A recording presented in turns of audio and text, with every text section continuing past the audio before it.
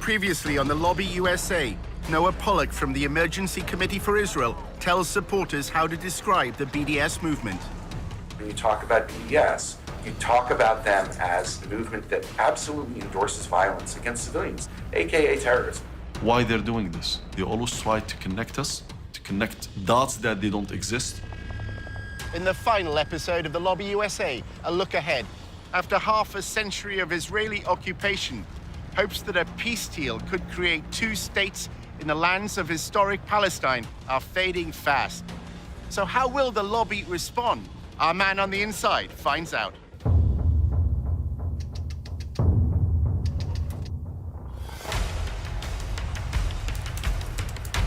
Using an undercover reporter, Al Jazeera's investigative unit infiltrates one of the most powerful lobbies in the world.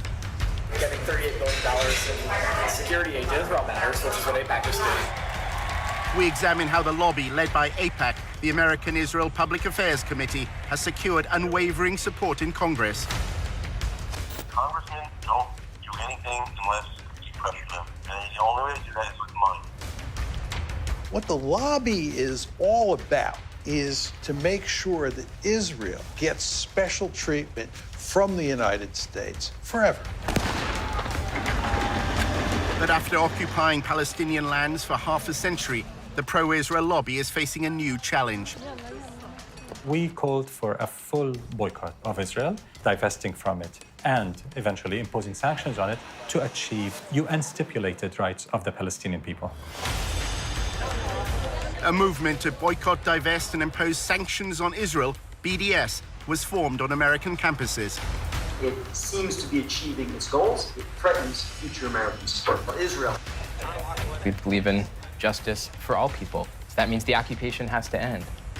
Israel's Ministry of Strategic Affairs responded with a covert operation to defeat BDS. אתה צריך לעשות את זה עם הרבה מאוד עמימות. זה לא גוף צבאי היררכי שאם הרגנו את X, אז כל הגוף מתחתיו לא פועל. The Israeli government leverages Jewish organizations in the diaspora. Absolutely. It's a psychological campaign involving spying and smears. You discredit the messenger as a way of discrediting the message. Just stay on message. And what is that message? BDS is a hate movement. While our reporter monitored pro-Israel groups, he was asked to go undercover for the lobby. You're going into enemy territory. It's not for everybody.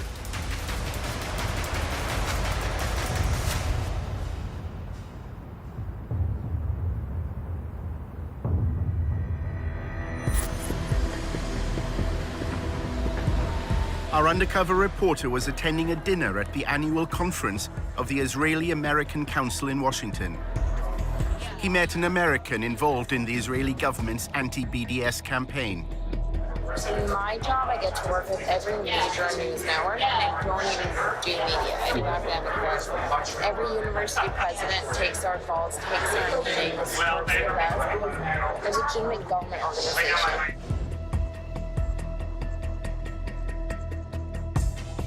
The discussion was dominated by the boycott, divestment, and sanctions movement. So many organizations focus on BDS, but for the most part, when it comes to BDS, we're very behind the scenes. I'm meeting with the university president, staff, and students, but what they're doing is building relationships with local politicians, making sure that politicians know to turn to them when Israel-sensitive things come to the table. The three-day conference brings together the constellation of pro-Israel lobby groups in the US. On the surface, things seem to be looking good for Israel. Israel's booming. It's the startup nation. More venture capital is going into Israel today than at any other time in history. So why don't we just calm down, realize that BDS is worthless, it's losing, and ignore it.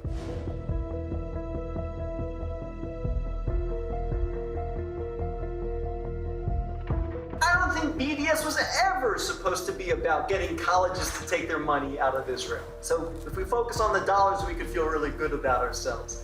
If we focus on the fact that an effort's being made to distance us, those who love Israel, from the rising generation, I think we need to worry. When you get to the millennials and the students, it's a bad situation. And it's getting to the point now where the majority is more favorable towards the Palestinians than the Israelis. While numerous speakers discussed ways to combat BDS, the lack of civil rights for Palestinians living under Israeli control was not raised. Nobody talks about the reason why BDS exists at all. What's the model for the BDS movement? The model is South Africa. So, was that a bad thing to do?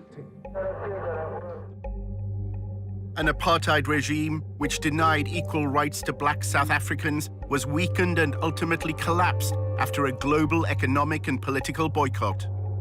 They're worried that the BDS movement will get to the stature that the South Africa boycott got to.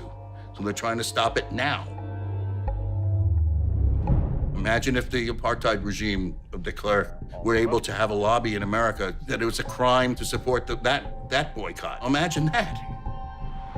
For nearly 2 decades, Israel's occupation was portrayed as temporary, while both sides pursued what's called a two-state solution.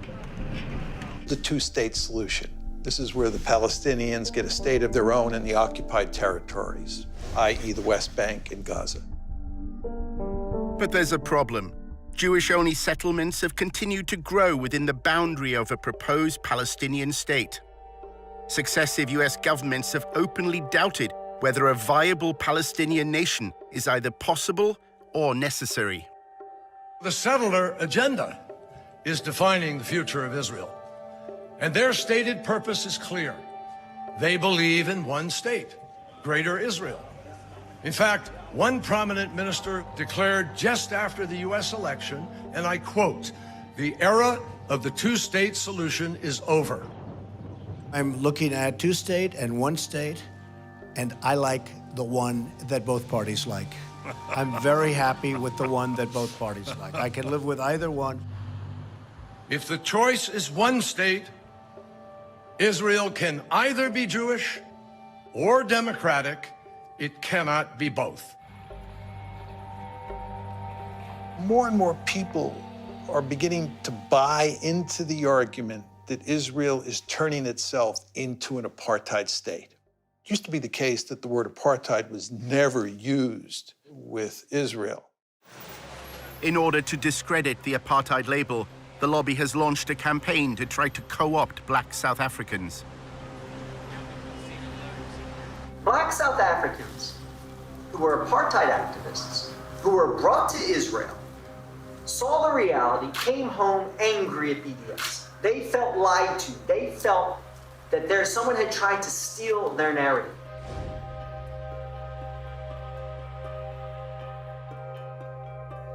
This is an effective tool. Bringing these black South African, former BDS activists, now Israel supporters to American campuses. During his volunteership, Tony learned that the Israel Project has been developing a strategy called Stop Stealing My Apartheid. The plan is to feed articles written by black South Africans into the American media, claiming that BDS has distorted their history.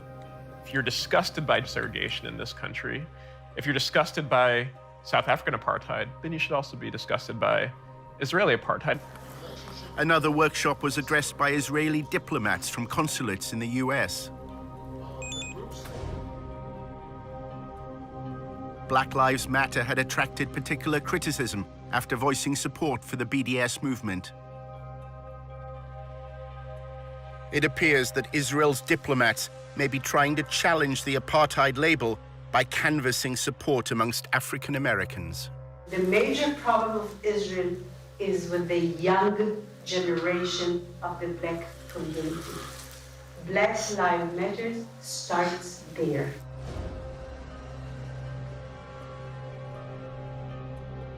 I had last week a dinner, sit-down dinner at my house with 40 people, which are considered the leadership of the black community, and it's very important people. They can be part of our doing an activity. Pro-Israel groups are trying to cultivate a new generation of black leaders that is pro-Israel by bringing them to AIPAC conferences on all expenses paid trips, by taking them on delegations to Israel. They're doing that because they're afraid of BDS and they're afraid of Black Lives Matter, which is this new struggle for Black freedom that also sees Black freedom as situated in a larger context. In 2014, Israel launched a siege of Gaza.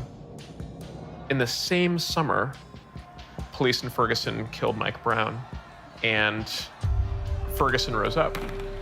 And on the news at night, there would be both the latest out of Gaza and the latest out of Ferguson. There was solidarity that was expressed online with the Ferguson uprising. There were Palestinians who took to Twitter to cheer on the rebels of Ferguson and explain how to deal with tear gas.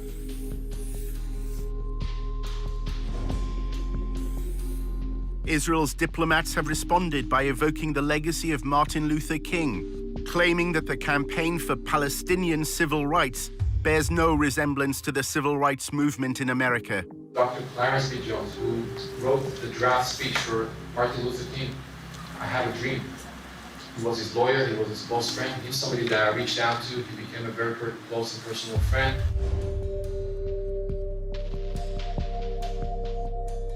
Because of that relationship, he published 3 articles in the Huffington Post explaining why their agenda was hijacked.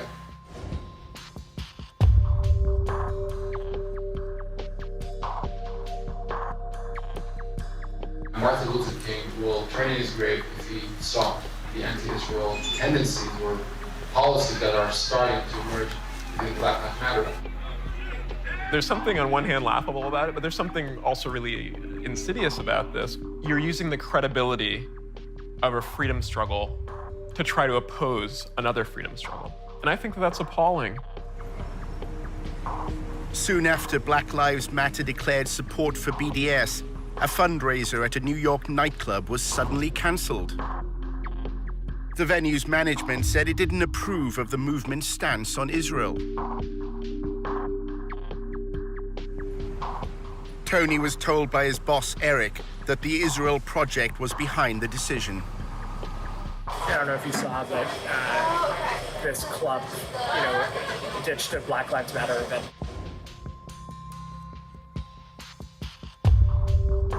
One of our donors, we just put in a call to him and then he put in a call to the police. Wow, to shut down this Black Lives Matter event. I think it's really appalling that a system in Israel has devised incredible and comprehensive ways to have a violent regime against Palestinians, that they would also invest resources into making sure to shore up support for that oppression here. One evening at the IAC conference, Tony met a prominent activist. He's associated with the hardline trend in the pro-Israel lobby. Noah Pollock argues that tough tactics are needed to counter the apartheid label. The activism has to be very provocative and attention-getting, and just total no given. We're going to be more pro-Israel than you can even imagine, just to provoke everyone.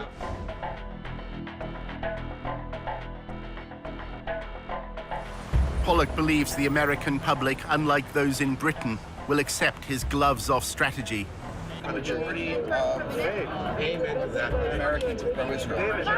Whereas if you take the poll of Israel in the UK, it's just pure hatred of Israel. Your country, basically let half of Pakistan move in. So you have a different problem than we do here. Tony was told of a demonstration that Noah Pollock was organizing.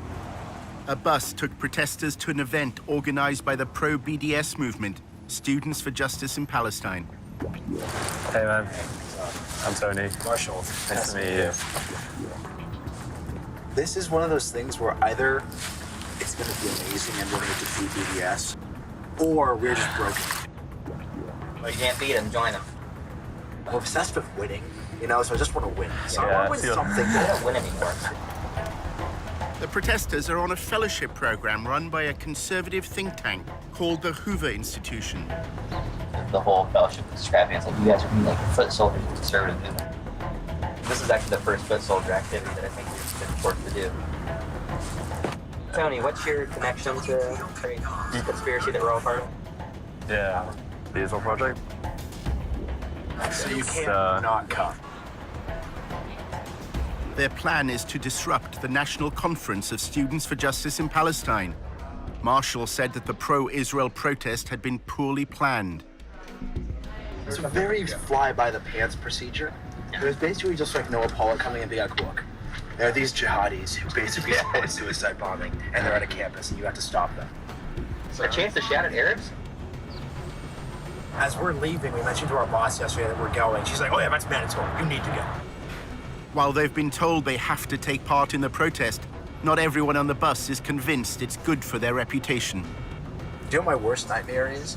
I'm actually not kidding. It's a photo of Dion and I together, and we're just like clearly identifiable. And they're like, "Oh, we're these like traitors who sold out to the Jewish conspiracy for money." I'm like, "We did. We cost $50,000 plus benefits." As the bus leaves, they discuss whether there's any point in staging the protest. I'm just skeptical. Of using the protesting tactic against them? That's not our demographic. They don't like The reason protests work is when like the people involved really care about it and like want to be there. But then what are we supposed to do? Because they keep existing and they keep expanding, and no matter how many lawmakers come out against BDS, they keep growing. Well, no, you're right. Like, we should do something, but at the end of the day, like, the notion that the right is ever going to dominate any sort of campus protest is ridiculous. You can't just let them. No, I'm not saying that. I'm just saying And that's what happened. If I were a high-level Jewish doer, I would be, like, a little more realistic about the expectations. So what would you do if you were a high-level Jewish? I continue to do what you're doing, which is focusing on the actual power structures in themselves. Like, the reality is there's not a single college president in this country that would actually sign BDS. There is not a single... They all allow SJP to exist on their campus. Because of free speech, they cannot let them. So what are they supposed to do about it? When a protest is sponsored and organized by outsiders, but made to appear like a popular grassroots movement, it's known as astroturfing. They did a really job of getting me excited to show up and protest. It's kind of the way you're putting it kind of sounds a bit like astroturfing. No. This is astroturfing. No, this is actually the definition. There's a bus.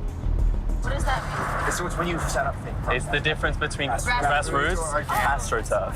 You're taking corporate money and you're manufacturing the image of a grassroots movement with corporate money by basically paying people to appear as activists. It just shows how little actual grassroots power they have and how all of their power is at the top. It's not that astroturfing is wrong, it's just that like your astroturf has to be like committed. You shouldn't have fellows saying, like, honestly, this is bad for my political career. The bus arrives at George Mason University, where Students for Justice in Palestine is holding its national conference. But the protesters can't find the conference hall. They'll just pull over and ask, hey, where are all the jihadis? The driver sees two students and stops to ask directions. One is wearing a headscarf. Wait. Oh, no. Come on. We're like, back to DC! Back to DC! I believe the comments said. Okay. No, go. Excuse me? Do you know where the Johnson Center is?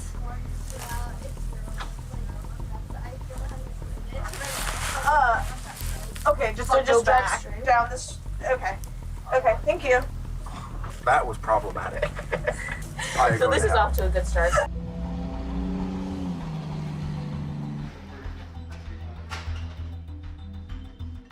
Students for Justice in Palestine really is a student-led type of organization focused around promoting the BDS cause. We have workshops on how to run a divestment campaign, finding intersections on campus, building alliances. Right now, Palestine has been essentially normalized on campuses. The bus finally arrives. Jen.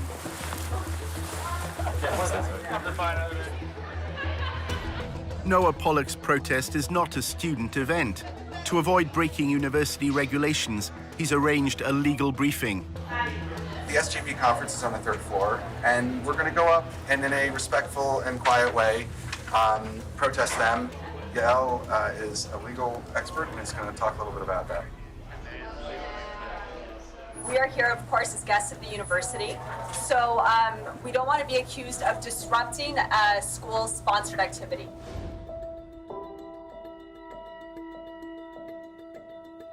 It is against the law to use abusive or violent language.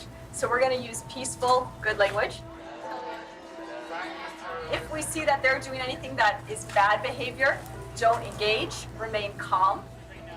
If you do happen to speak with any reporters, just stay on message. And what is that message? SJP is a hate group.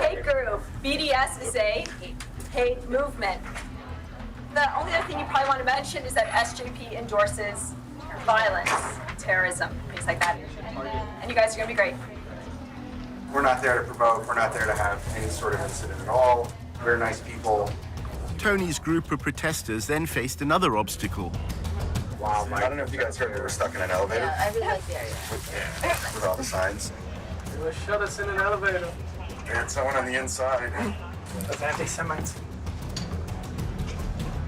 We start seeing groups of people coming towards us who don't seem familiar, and then brandishing Israel flags and then posters and signs. We have our people. Freed from the elevator, Tony joined the demonstration. No, I'm not. We support democratic society, but if you don't want to, we denounce extremist groups. Hey, SJP, what do you think of this? You agree? Resistance? Child suicide bombers? How do you respond to such a wild accusation that's not grounded in anything and that's just designed to shift attention? Oh wait, we support suicide bombers. That's ridiculous. Before that, Social justice left supports radical terrorism. you don't want dialogue? We're here to talk to you. Turn your back. You'd think if like they were gonna do it, they'd try to shake it up and mix it up with new accusations. We don't support radical Islamic terrorism in this country. We don't support suicide bombers. Cowards who kill children and women. They leave orphans. We don't support that. Kill babies in strollers. That'll bring peace. Yeah, Palestinian terrorists all over Israel. That would be it. Real baby killers, these terrorists. They kill women, they kill children, they don't care about anything. Rape women too, all the time.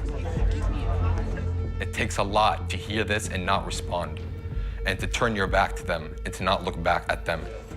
Thank you, SJP. Good luck with your jihad. They were very frustrated at the fact that we weren't responding. They're saying, they're not even responding. They're not even responding. Look at how they wave a Palestinian flag in our country. Look at this. Despicable. These are the real basket of deplorables. These are the deplorables, people. They cower behind radical Islamism. They don't engage in dialogue because they can't win the war of ideas. There's no responding to our content, because there is no refuting our content. Our content is grounded in human rights, morality, ethics, international law. The staged protest had minimal impact on the students at George Mason University. But the headlines shared on social media tell the story Pollock wanted.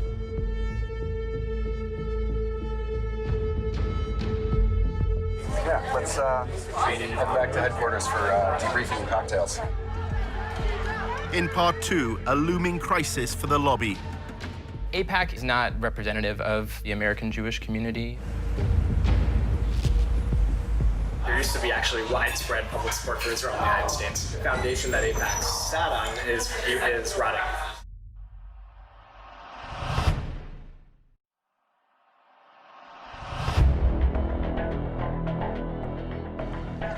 In part 1, how support for Israel is falling amongst the young. It's a bad situation. The majority is more favorable towards the Palestinians than the Israelis. Child suicide bombers? And the lobby support on campus isn't always what it seems. Or are these like traitors who sold out to the Jewish conspiracy for money? I'm like, we did. We cost $50,000 plus benefits.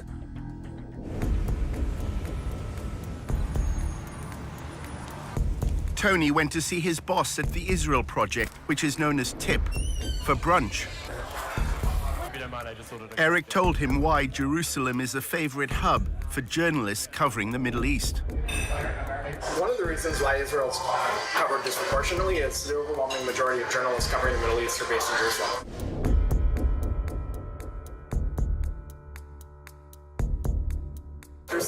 is a place where, after his 1 o'clock deadline, you can get drunk at a bar and meet people with it.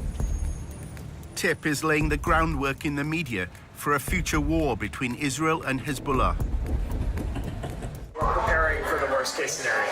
If it happens, we have to be ready because that war will be won and lost, in the court of public opinion, not on the battlefield. Journalists based in Jerusalem would likely cover that war. The Israel Project has an office there. We have an enormous interest in affecting the people who are on the ground there, and that's what they do. They build relationships with people who give them information that they can then feed to journalists who we're building relationships with. And so Luar is a staff of about like 20 people.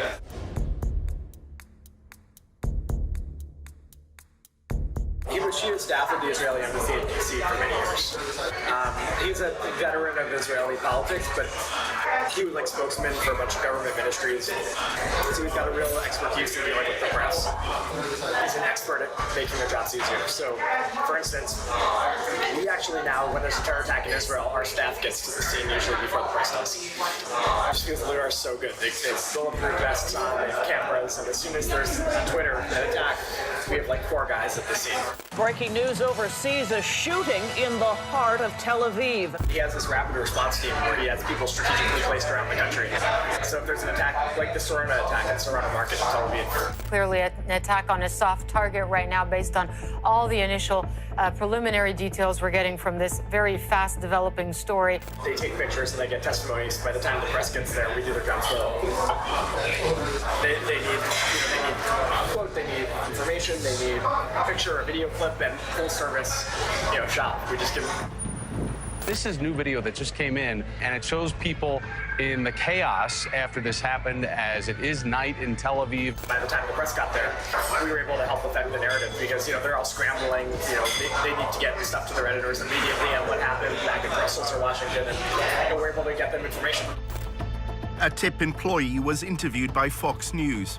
Liat Delongovitz, who is live with us on the scene, works for the Israeli Project, which puts out news to the foreign press there. Hi, I'm here on the scene. I arrived fairly early.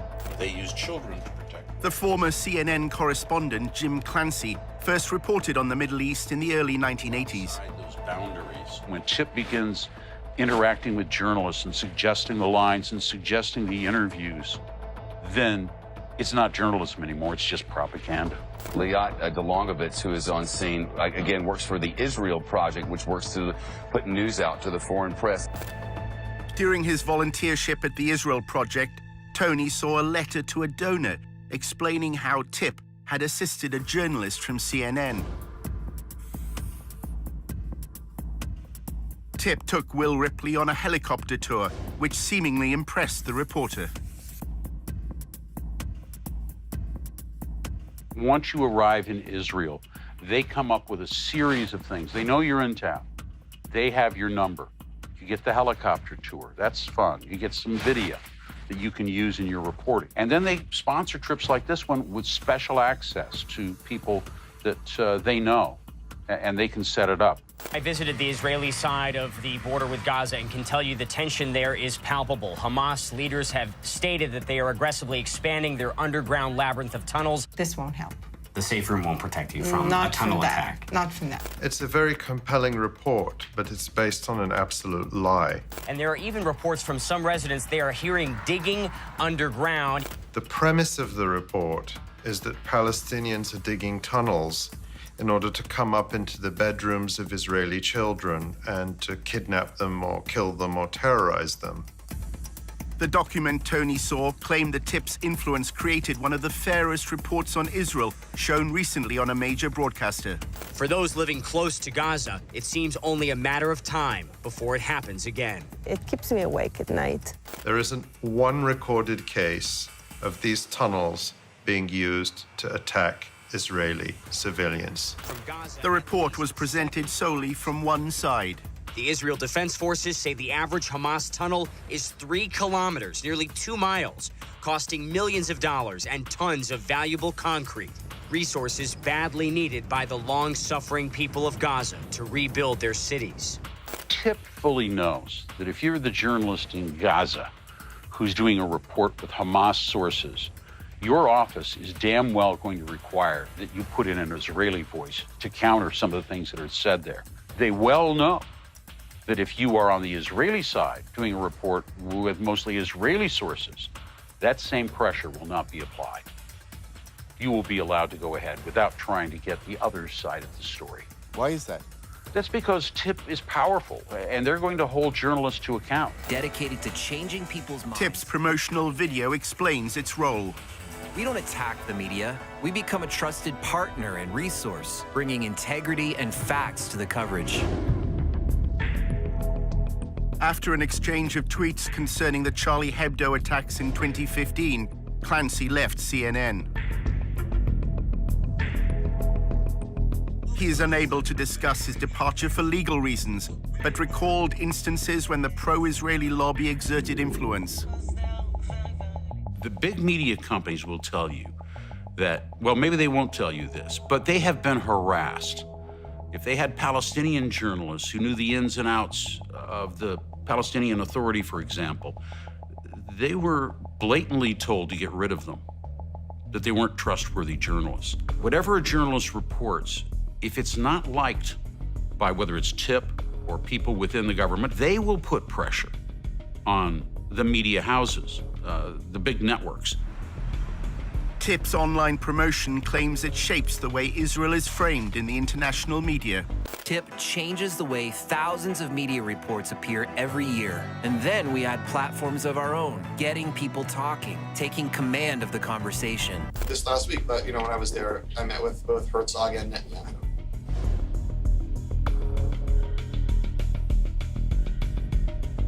We exist to kind of articulate the reasons that the notion of a Jewish state is a good thing for us as Americans, and it's a good thing for Jews, and a good thing for Israel, and a good thing for the West, and a good thing for everybody. Block describes the pro-Israel lobby as a three-legged stool, propped up by influencing Congress, shaping policy through think tanks, and thirdly, TIP's role, managing the public discourse.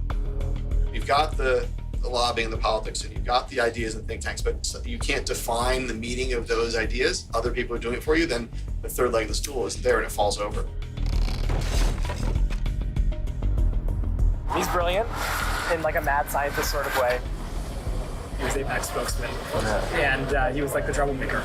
He's always breaking the rules, but always getting done. He's very effective at strategic communications and dealing with journalists. At AIPAC, he was the man. I mean, he could get anything on the front page of the Washington Post. The most effective thing you can do in Washington is both explain your point of view and explain why other people disagree with it. Everybody knows that people come with perspectives. Reporters and people, they live in a sophisticated world. But the question is, are you credible? The Israel Project gained notoriety in 2009 after an internal policy document was leaked. It was a phrase book for pro-Israel advocates. Key phrases, words that work, were determined from focus groups. Israel wants peace. I want peace. We want to move forward in peace. We want to start negotiations immediately.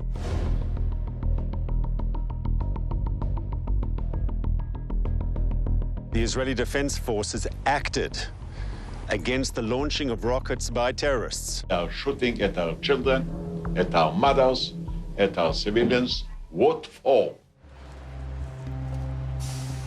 Stuff that's data-driven. We do a lot of polling. Every month we do a national poll, exactly looking for these kinds of messages that work.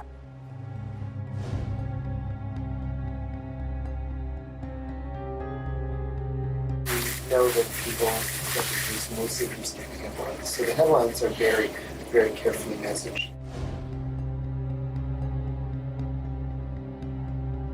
If all Palestinians can be referred to as terrorists, as in a terrorist attack, they've won a battle. They've won a battle because that headline will be seen by probably 50 times more people than those who actually went into the article and read the details about it. We don't have any reporters, just have three people who churn out carefully crafted headlines with article text that convinces you that the headline is true.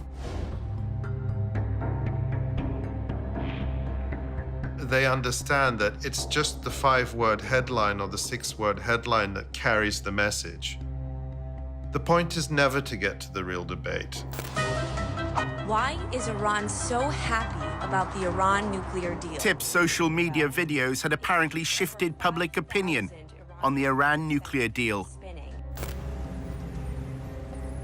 The American public started out being in favor of the deal and is now against the deal.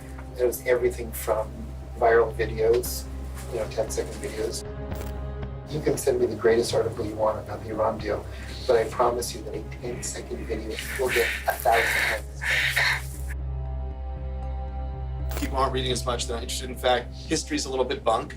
A lot of people kind of come up now and there's this notion of postmodernism and nothing is true anymore. We are at this sort of interesting moment in time where we need to understand what it is that affects people's understanding and perceptions about what's right and what's wrong and how they work. This visual stimulus and stuff. How are people learning things? During his volunteership, Tony read an annual report to TIP's board of directors. It lauded their social media coverage of the 2016 shooting at Sarona Market in Tel Aviv. It said TIP's video was the most watched online content about the attack. The video claimed to show Palestinians celebrating the killing of Israelis, something the mainstream media overlooked. But this was not true. This image was taken in Ramallah 2 years earlier.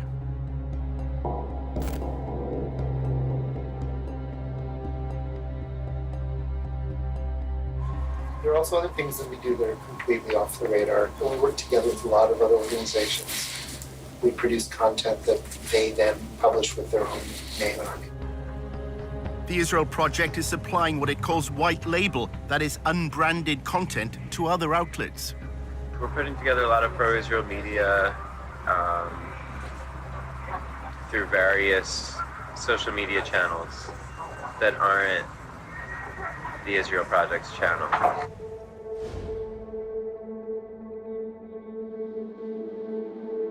So we have a lot of side projects that we're trying to influence the public debate with. So that's why it's a secretive thing, because we don't want people to know that these side projects are associated with the Israel Project.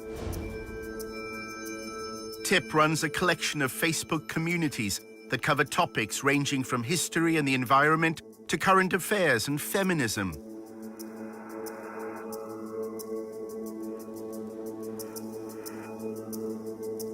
But their affiliations to the Israel Project are deliberately vague. Why is it that they can't be connected to the Israel Project? I think it's because we want people to view them as objectively as possible.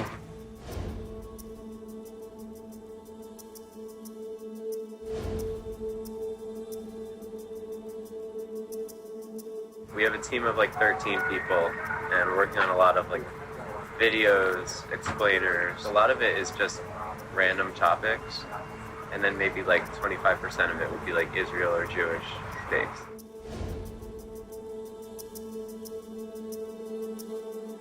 The Israel brand is increasingly toxic. So you can't sell Israel directly. You have to have sort of other hip stuff that's just very innocuous, fun, and then from time to time you're going to slip something about Israel in.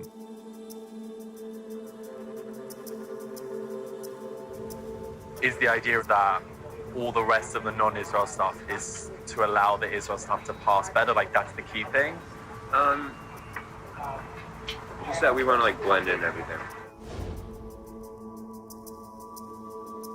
TIP's mission is to eliminate any mention of apartheid and occupation. Don't look here, look over here. The visual medium is trumping words. More image, more visual, more accessible, non-heavy thinking stuff.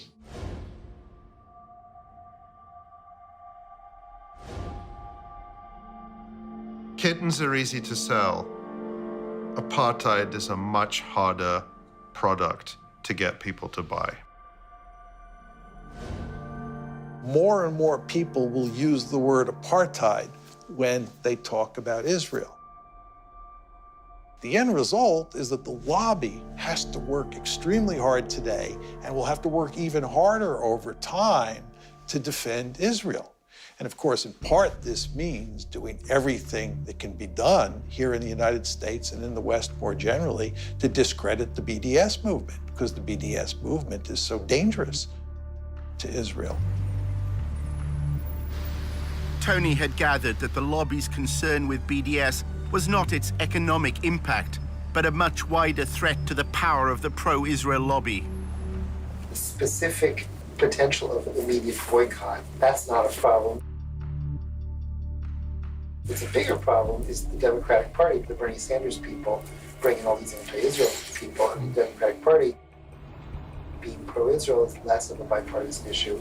And then, every time the White House changes, policies towards Israel change, and that becomes a dangerous thing for Israel. There is an actually important battle being fought on the campuses. For half a century, bipartisanship has been the cornerstone of AIPAC's success, as its website video explains. By some measures, Democrats and Republicans are more divided today than at any other time in the last 2 decades. But America's support for Israel transcends partisan politics. So when it comes to strengthening America's relationship with Israel, support must come from both sides of the aisle.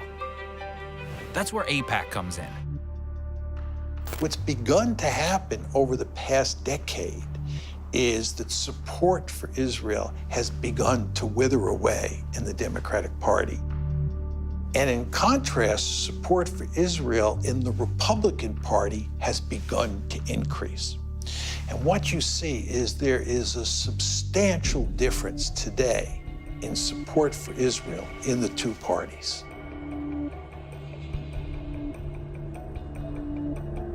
AIPAC has moved so far to the right that it's losing the young people. By the time of the next presidential election, Democrats will not glibly, in a debate, say they're running for president, and I love Israel, and I'm a diehard supporter of Israel. The terrain has changed dramatically. If you look at the changing demographics in the United States and what people's views are towards Israel and Israel's policies, it's only a matter of time before that trickles up to elected officials. I think it's inevitable. The kind of shift they fear is the one that happened over same-sex marriage. You know, it was only a short few years ago that high majorities in the United States were opposed to same-sex marriage. That change happened within the space of a decade. The Israel lobby will look at something like that and say it wouldn't take much for that kind of historic sea change to happen with respect for US support for Israel.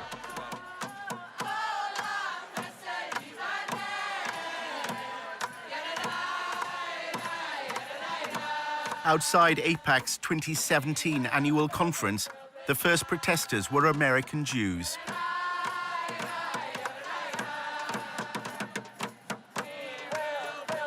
AIPAC is facing a challenge from the constituency whose views it was formed to represent.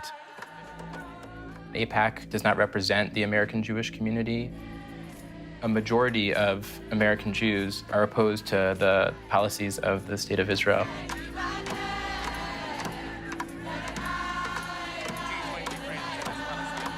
You do not represent the best of the Jewish prophetic tradition, and we here to bear witness to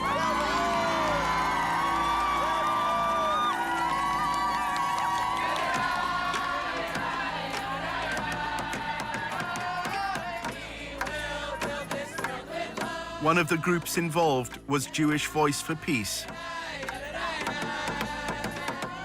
The work that Jewish Voice for Peace does is grounded in Jewish tradition, the most basic Jewish and human values that every single person has inherent worth and dignity and should be treated with respect. We then see what's happening to Palestinians, the occupation, the displacement, the inequality, and say we need to end those things. Or that they must attend You know, they're all crazy liberals. As far as I'm concerned, American Jews had one job, which was to preserve Jewish identity from one generation to the next. They failed. So I don't think they have any place to be telling Israel what's what. And if they choose to stop giving money to Israel, Israel will find money elsewhere.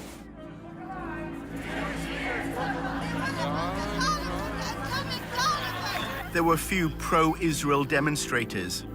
Most wanted to project their strength through Israel's relationship with the United States.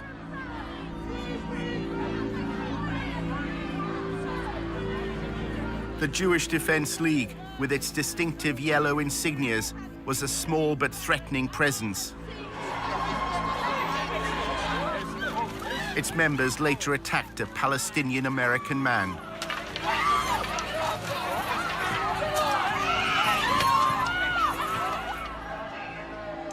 There's all sorts of survey data. For American Jews under the age of 30, only 32% said that a close attachment to Israel was important to them in terms of what it meant to be Jewish. The more and more young American Jews become aware of what the Israelis are doing to the Palestinians and how indefensible that is, at least in terms of Western values, the more difficult it will be to get those younger American Jews to feel a deep commitment to the state of Israel. I can't breathe! I can't go! American Jews are even taking their protest to Jerusalem. The Israeli government official who launched a covert campaign to spy on American citizens recognizes that Israel is facing a generational time bomb. אנחנו היום, לא רק שאיבדנו את הדור השני של היהודים, שזה דור המילניום של היהודים, אני שומעת את זה מההורים שלהם שבאים להיפגש איתי ומסבירים לי כמה קשה להם בארוחות שישי מול הילדים שלהם. שלא מכירים במדינת ישראל ולא רואים בנו איזה אנטיטי שצריך להריץ אותו.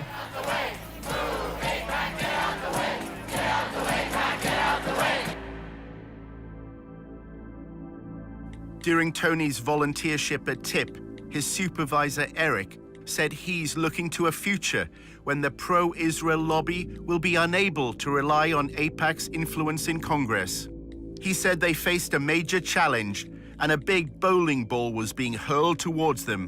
They needed to get on the bowling ball and start dancing.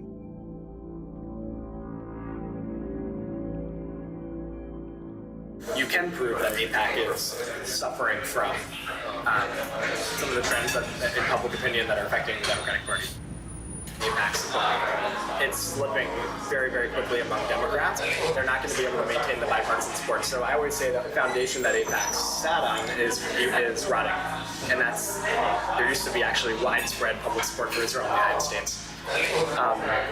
And so I don't think that AIPAC is going to remain as influential as it is. I don't think AIPAC's the tip of the spear anymore, which is worrisome because who is?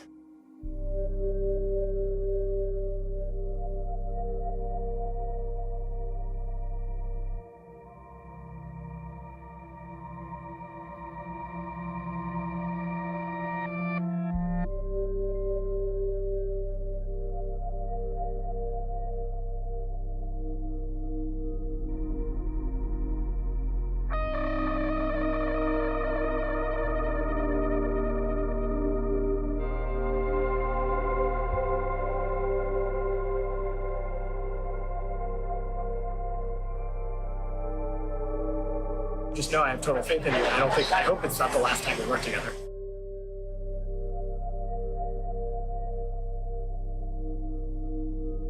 Full disclosure, I would love it if you came to work for me. I need someone who is like a team player, hardworking, excited, passionate, curious, well-rounded, well-spoken, well-written. You're all of those things.